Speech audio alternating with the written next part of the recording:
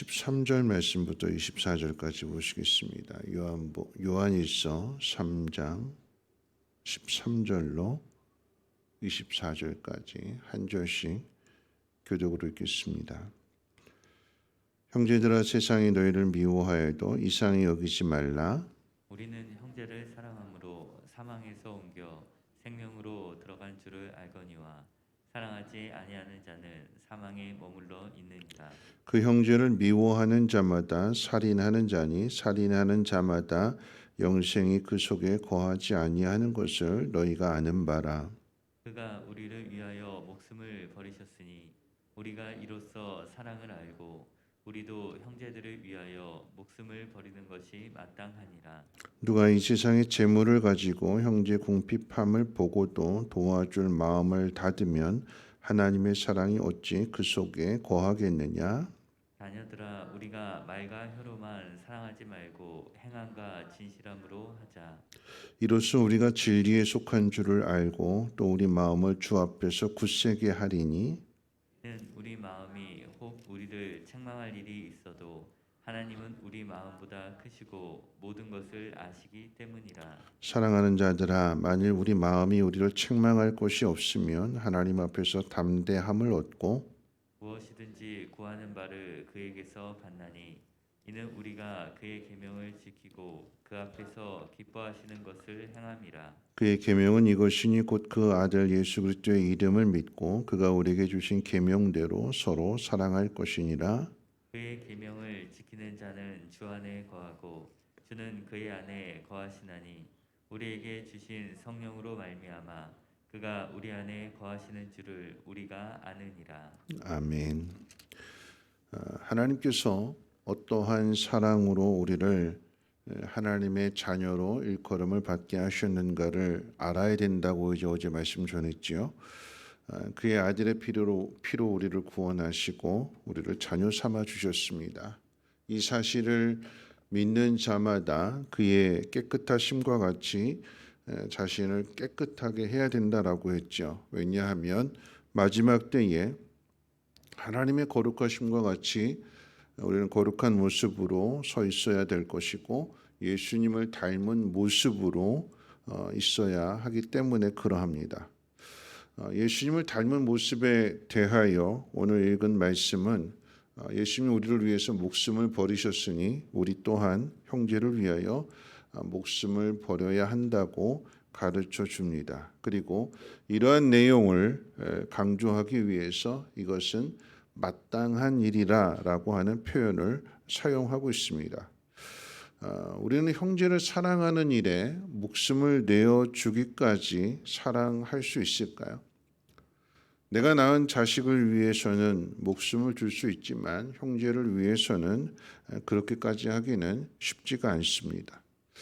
나를 반겨주고 환영하는 형제를 위해서는 할 수도 있겠지만 나를 미워하고 나를 반대하는 형제를 위해서는 그렇게 하기가 어렵습니다. 그런데 기억해야 되는 것은 하나님은 꼭 그런 사람을 우리 옆에 두십니다. 오늘 말씀 가운데도 우리가 하나님의 자녀가 되어서 우리 속에 미워하는 마음을 가지고 하나님 앞에 설 수 없다고 그랬어요. 그렇기 때문에 하나님 우리를 훈련하시고 우리를 시험하시는 것입니다. 내 앞에 꼭 미워할 수밖에 없는 사람을 옆에 두시고 그 속에서 예수님의 사랑을 배우게 하시고 훈련케 하시는 거죠. 왜 우리가 형제를 사랑해야 되는가? 하나님은 왜 이런 말씀을 우리에게 주시는가? 오늘 본문을 통해서 잠깐 생각해 본다면 가장 먼저 이제 생각해 볼 것이 13절에 세상이 너희를 미워해도 이상히 여기지 말라 그랬어요.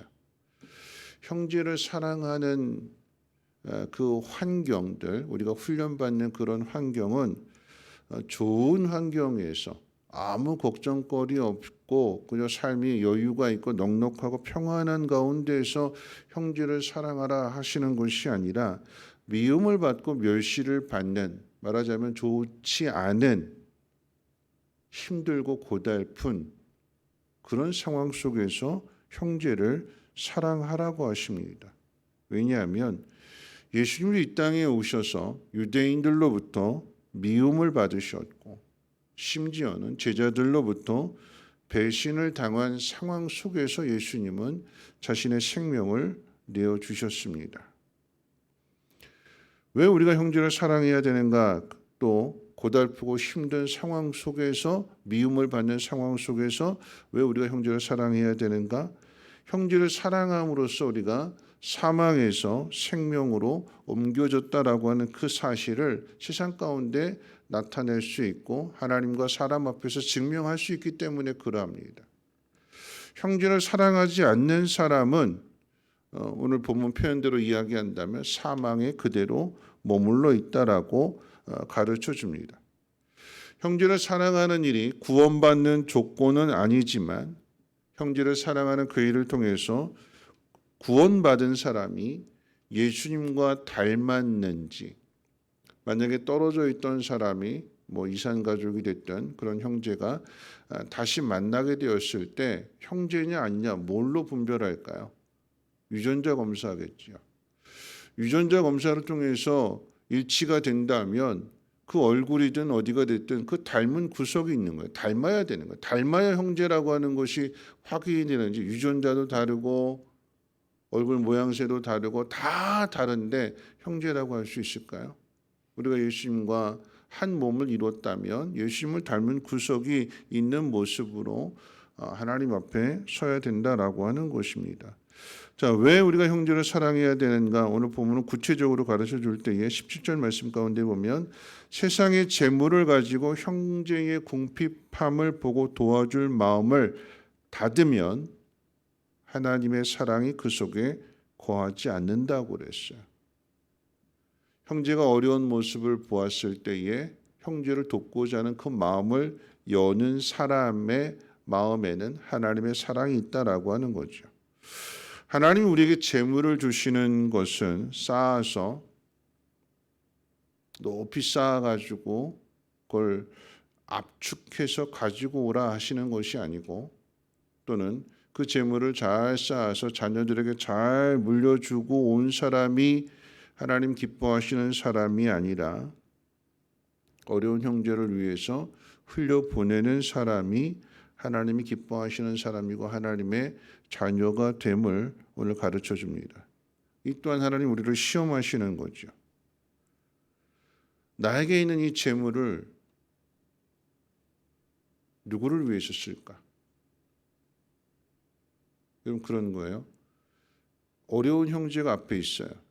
그러면 그 속에서 내 마음속에 난 무엇을 더 사랑하는가? 재물을 더 사랑하는가? 재물이 아까워서, 돈이 아까워서 형제의 어려움을 외면한다. 그럼 그 사람 마음속에는 형제보다도 재물이 더, 하나님의 사랑보다도 물질이 더, 하나님 백성으로 사는 삶보다도 그저 이 땅에서 사는 것이 더 우선이 된다라고 하는 것을 그대로 보여주고 나타내 주는 것입니다. 반대로 재물이 있는데 그 재물을 사용해서 어려운 형제들을 돕는다라고 하는 것은 이런 그 마음 자체가 이미 복이 있는 거예요. 왜냐하면 그 속에 긍휼이 있잖아요. 물질보다도 이웃을 사랑하고 형제를 사랑하고 심지어는 그 형제가 나를 힘들게 하고 나를 아프게 하는 사람임에도 불구하고 그 형제를 긍휼히 여기고 그 형제를 돕고자 한다면 이미 그 심령 자체가 복이 있는 사람이 된 것이고 예수님을 닮은 모습이 된 거예요. 그 자체가 복인 거죠. 나중에 우리가 이것을 심었을 때 하나님으로부터 거두게 되는 이건 나중 문제이고 내 심령이 내 마음이 주님을 닮아가는 마음으로 변해져 간다라고 하는 그 자체가 믿음인 것이고 그 속에 사랑이 있는 것이고 그 사람이 하나님이 기뻐하시는 사람이 되는 거죠. 내 마음속에서 나는 무엇을 먼저 생각하느냐? 내가 쓸 돈, 우리 가정이 쓸 돈, 내 노후, 결국은 내가 내 인생을 책임지겠다라고 하는 것이고 내가 내 자녀의 인생을 책임지겠다라고 하는 거죠. 근데 그 책임이 될까요? 아니죠. 나는 무엇을 먼저 생각하고 있는가를 재물을 통해서 하나님 우리를 시험하시는데, 그래서 이제 주시는 말씀이 무엇이냐면 말과 혀가 아닌 행함과 진실함으로 사랑하라 말씀하고 있어요. 여러분, 말과 혀의 사랑과 행함과 진실함으로 사랑하는 그 사랑의 차이가 어디에 있을까요? 앞에 있는 말씀과 연결되어진다고 하면 돈을 쓰느냐 안 쓰느냐하고 차이가 있는 거예요. 말과 혀로서만, 그러니까 내 돈은 아끼고 내가 희생하는 건 다 아끼고 그저 말과 혀로서만 이야기해 주는 것들은 아무런 의미가 없는 거죠. 내 지갑을 여느냐, 여러분, 마음이 있는 곳에 지갑이 열려지게 되는 거예요. 그런데 나 자신을 위해서는 지갑을 열지만, 내 가족을 위해서도 지갑을 열지만, 형제를 위해서, 특별히 하나님 말씀을 위해서 나한테 마음을 주시고 감동을 주심에도 불구하고 그 지갑이 열려지지 않는다라고 하는 것은, 그것은 행함과 진실함으로 사랑하는 것이 아니라 그저 말과 혀로서만, 겉모양만 예수 믿는 사람이 되는 거죠. 하나님 그 모습을 보십니다. 행함과 진실함으로 그렇게 사랑하게 될 때에, 즉 물질보다도 형제를 긍휼히 여기고 그 형제를 위해서 우리가 돕는 마음을 갖게 될 때에, 이런 일들을 통해서 그게 진실함이라고 했을 때 그 믿음이 이제 굳세어지게 되는 거죠. 흔들리지 않는, 어떤 상황 속에서도 무엇이 옳은 일인지 무엇이 하나님을 기쁘시게 하는 일인지를 잘 분별해서 그 일을 행하고 있기 때문에 그 사람의 믿음은 어떤 상황 속에서도 흔들리지 않습니다. 왜 우리가 형제를 사랑해야 되는가 이제 마지막으로 가르쳐 주는 바가 있다면, 그렇게 행함과 진실함으로 사랑하는 사람은 무엇이든지 하나님 앞에 구하는 대로 받는다고 그랬어요.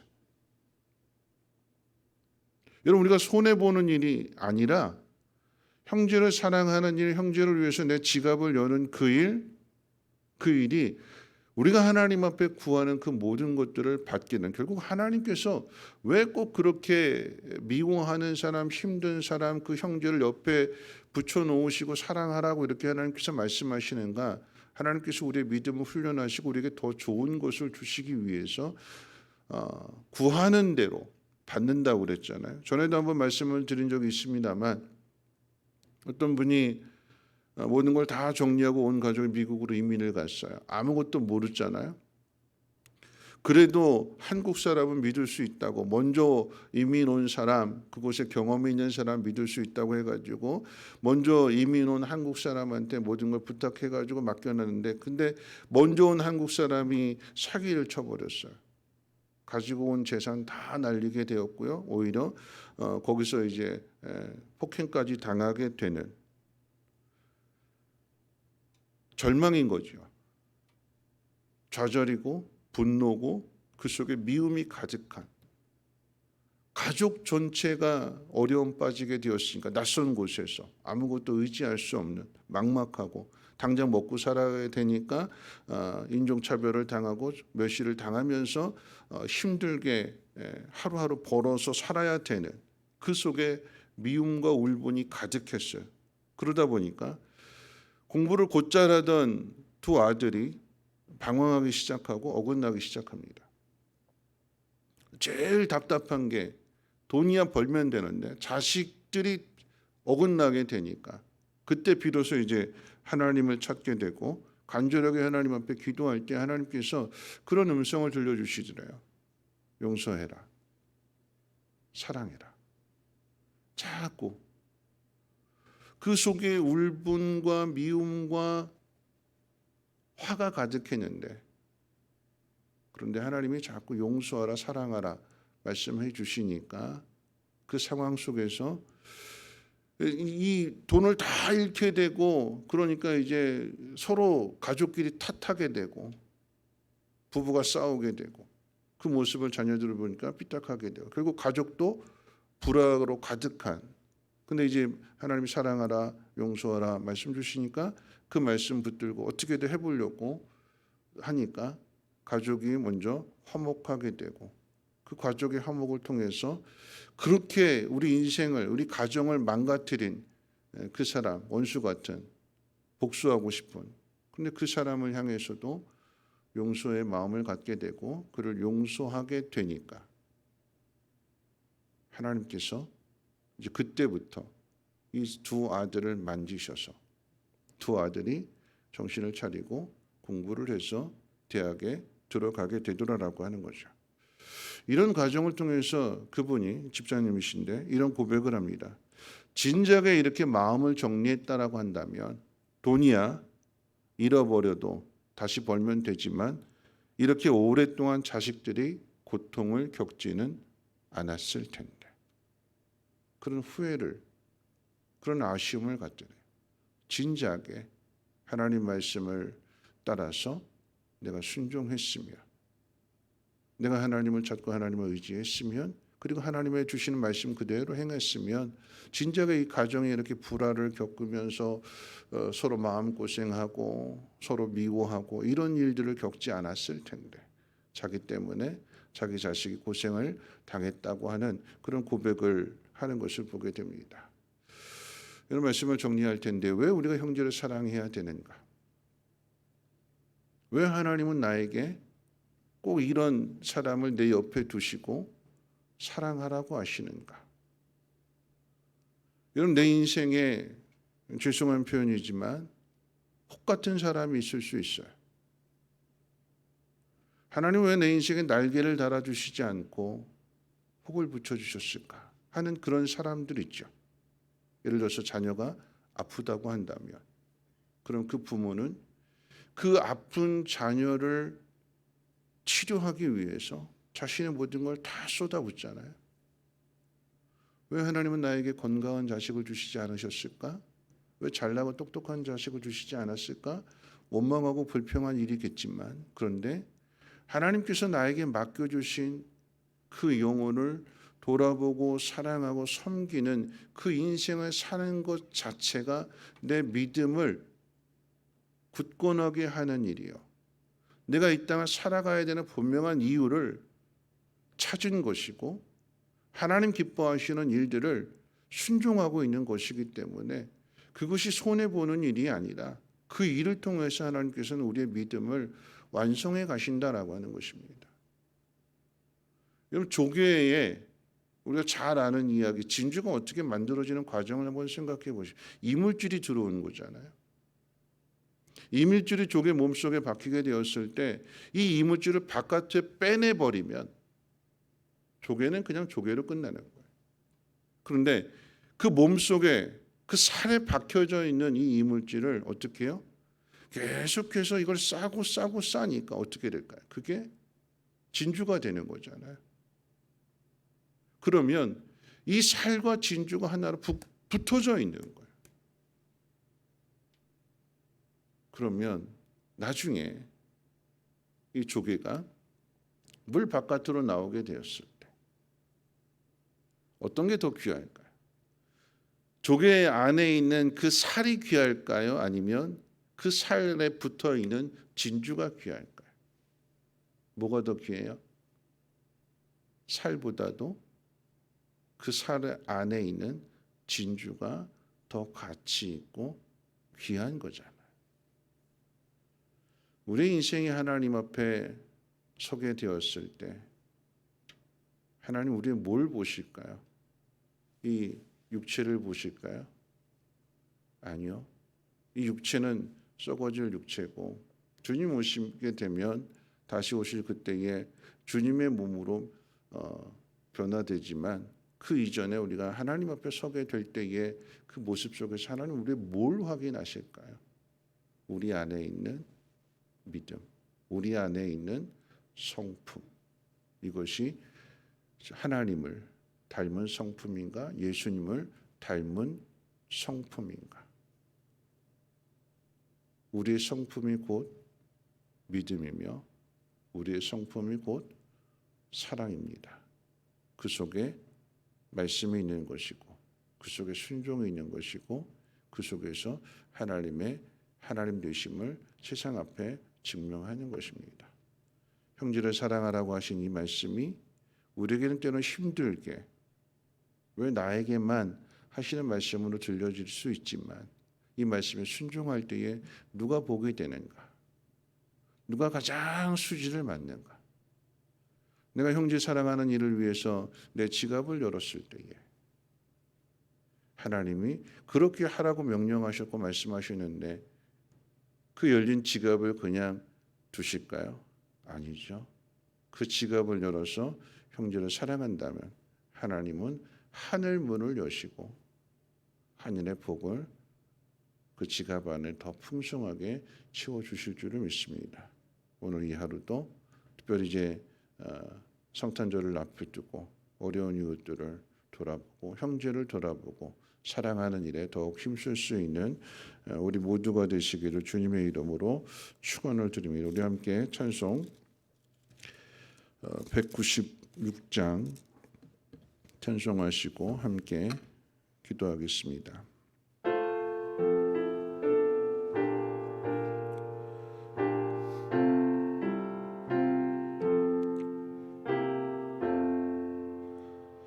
성령의 은사를 나에게 채우사 주님 사랑 온전하나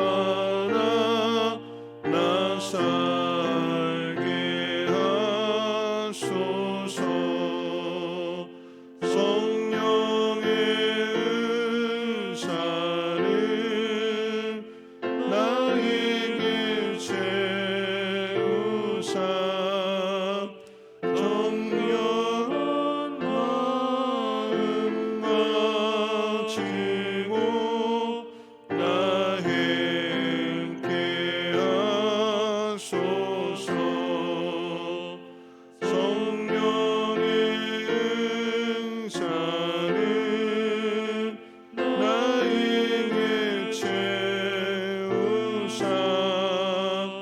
더러운 세상 탐욕을 다 태워주소서.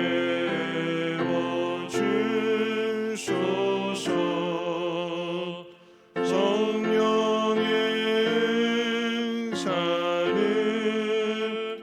나에게 채우사 영원 주님 나라에 나 살게 하소서. 아멘.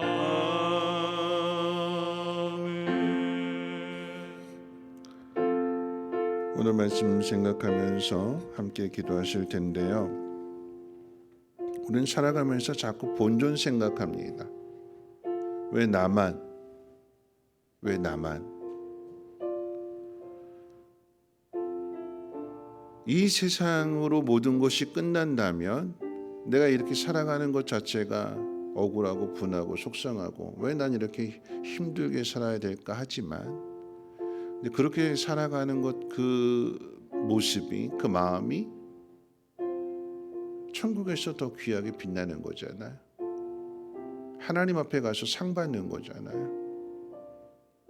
하나님 나라가 없다면 이 땅으로 모든 것이 끝난다면 억울하고 분한 일이겠지만 여러분 그 일은 억울하고 분한 일이 아니라 하나님의 마음을 하나님의 사랑을 세상 가운데 보이라.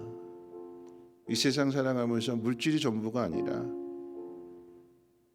하나님의 마음 하나님의 사랑을 세상 가운데 나타내는 것이 하나님 가장 기뻐하시는 일이기에 그 일을 이루고 하나님 앞에 가는 것입니다. 그랬더니 주님 닮은 모습으로 거기에 서 있는 거지요. 그 속에 미움이 없고 그 속에 절망이 없고 그 속에는 사랑과 믿음과 소망이 있는 모습으로 서게 되는 것입니다. 오늘 이 하루도 하나님 명령을 따라 하나님 말씀을 따라 사랑하는 일에 힘쓸 수 있는 우리 모두가 되게 도와주시고 내가 내 자신을 위해서 내 지갑을 여는 것이 아니라 이웃을 위해서 형제를 위해서 어려운 사람을 위해서 지갑을 열고 나를 희생하고 그곳에 예수 그리스도의 사랑을 증거할 수 있는 그런 우리 모두의 믿음이 되게 해달라고, 또 성탄절을 앞에 두고 이 성탄의 기쁜 소식이 정말 어렵고 힘든 사람들에게 잘 전해질 수 있게 해달라고 우리 함께 통성으로 하나님 앞에 기도합니다.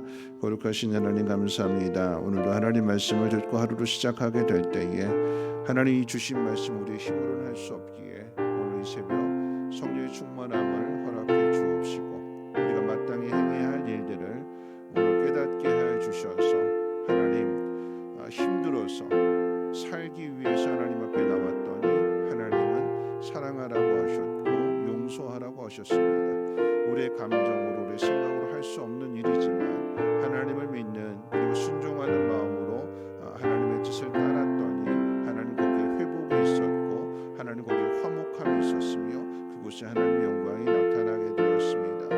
하나님 왜 이렇게 하시는가 우리는 이해할 수 없지만 하나님을 믿으며 하나님 명령을 따라 말씀을 따라 순종하며 나아가는 그곳에 하나님의 뜻이 이루어지게 해주시고 하나님의 나라가 확장되어지게 하시고 그곳에 우리의 믿음과 소망과 사랑이 증거되어질 수 있도록 하나님 역사해 주시옵소서. 우리를 사랑하사 우리를 훈련하시고 정금과 같이 다듬으시기 위해서 맡겨주신 귀한 영혼들을 돌아보게 해주시고 혹이나 짐으로 생각하지 않게 하시고 보배롭게 보화롭게 하나님 생각하는 마음 속에서 사랑하며 섬기게 될 때에 모두가 다 하나님 앞에 이룰 수 있도록 하나님